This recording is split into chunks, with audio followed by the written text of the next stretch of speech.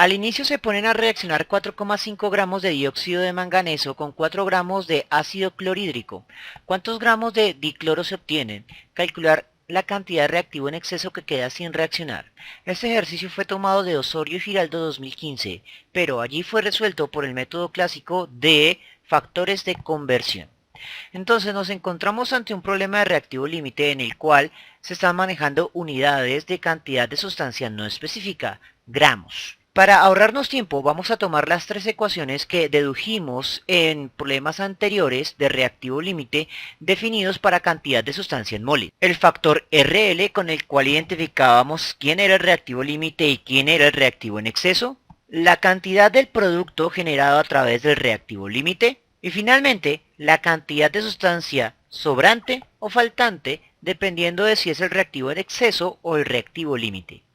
Estas tres fórmulas fueron deducidas para cantidades de sustancia en moles, pero este problema la tiene en gramos, así que simplemente deberemos modificarlas para poder ingresar datos en gramos. El modo en que llegamos a estas tres ecuaciones es un procedimiento relativamente largo, así que simplemente voy a dejar el enlace al final de este video y en la descripción. En esta presentación únicamente expresaremos el modo de modificarlas para poder ingresar los datos en gramos.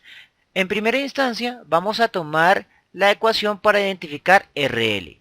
Recuerde que para convertir de moles a gramos simplemente es reemplazar moles por el cociente masa en gramos dividido la masa molar para la sustancia 1 y hacemos lo mismo para la sustancia 2. Tenga en cuenta que la conversión no va a afectar las unidades que quedan al final. Al final la resta siempre va a quedar con un factor común que es mol sobre el número de partículas para el factor RL. Así que cuando vaya a reemplazar los valores numéricos, no se moleste en reemplazar las unidades. Implícitamente ya sabemos que debe quedar mol sobre partícula como la unidad de RL. Ahora vamos a tomar la ecuación para la cantidad de sustancia del producto. Recuerde que la conversión es exactamente igual. Donde veamos moles, reemplazamos por el cociente masa en gramos dividido la masa molar.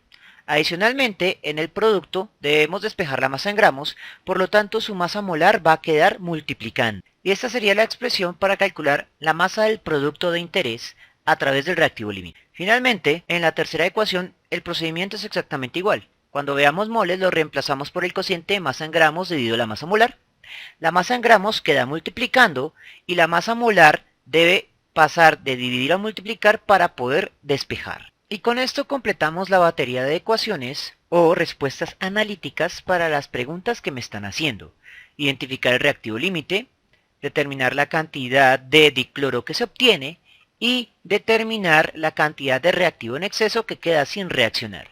Lo único que resta es pasar a la parte numérica. Vamos con RL. Al reemplazar en RL, tenga en cuenta que vamos a reemplazar solo valores numéricos, porque implícitamente ya sabemos que las unidades sobrevivientes van a ser un factor común de mol sobre partícula. De esa manera aceleramos el proceso. Entonces, vamos a identificar quién es mi sustancia 1, dióxido de manganeso, y mi sustancia 2, ácido clorhídrico. Del dióxido de manganeso tenemos 4,5 como masa dada. Luego necesitamos la masa molar del dióxido de manganeso, para lo cual el ejercicio nos da el peso atómico del manganeso y del oxígeno. Para ello nos vamos a valer de la calculadora. La fórmula molecular del dióxido de manganeso me dice que hay un átomo de manganeso. Por lo tanto, 1 por 55 es igual a 55 más. Hay dos átomos de oxígeno, entonces 2, por el peso atómico del oxígeno que es 16. El resultado es 87. El número de partículas del dióxido de manganeso es su coeficiente estequiométrico, en este caso 1. La masa dada de la sustancia 2 es 4. Su masa molar va a ser 35 más 1, es decir 36. Y su número de partículas o coeficiente estequiométrico es de 4. Ahora vamos a calcular el valor de RL, teniendo en cuenta no solo su valor positivo o negativo, sino su resultado numérico. Y se va a expresar en unidades de mol sobre partícula. Vamos a ingresar entre paréntesis 4,5 dividido 87, cierra paréntesis menos, abre paréntesis 4, dividido, abre paréntesis 36 por 4. El resultado 0,024 mol sobre partícula.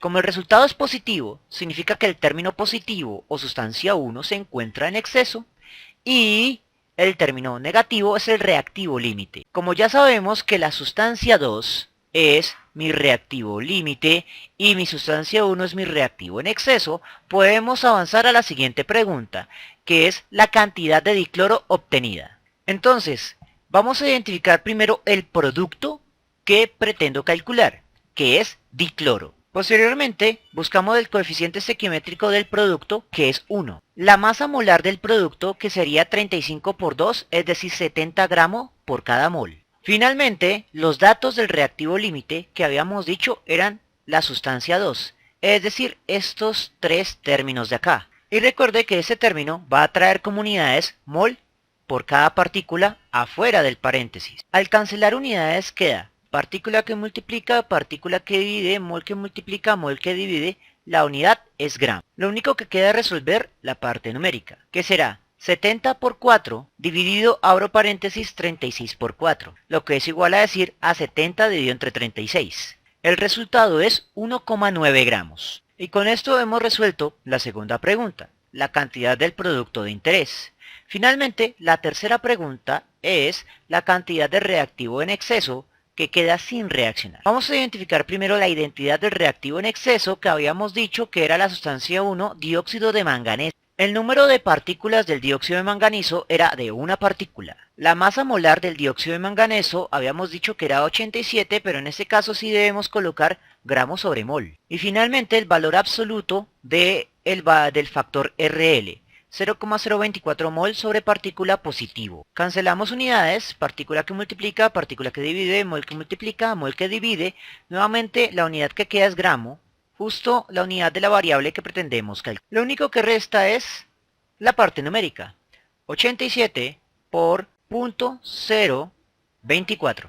Y el resultado, redondeado a dos cifras significativas, es 2,1 gramos sobrantes del dióxido de manganeso. Como dije anteriormente, este ejercicio fue tomado de Osorio y Giraldo, donde se realizó este mismo procedimiento, pero desde una perspectiva aritmética por medio de los factores de conversión. No voy a decir que el método algebraico sea más rápido, a menos que usted tenga todas las ecuaciones a la mano. Lo que sí nos permite es hacer menos cálculos aritméticos. Y entre menos cálculos aritméticos, la tendencia al error va a ser mucho menor. Las ecuaciones que se encuentran aquí, por lo tanto, servirán para resolver cualquier problema de reactivo límite en el cual las cantidades de sustancias dadas en el enunciado estén expresadas en gramos u otras unidades no específicas como kilogramos o toneladas. Espero que les haya gustado y nos vemos en una próxima oportunidad.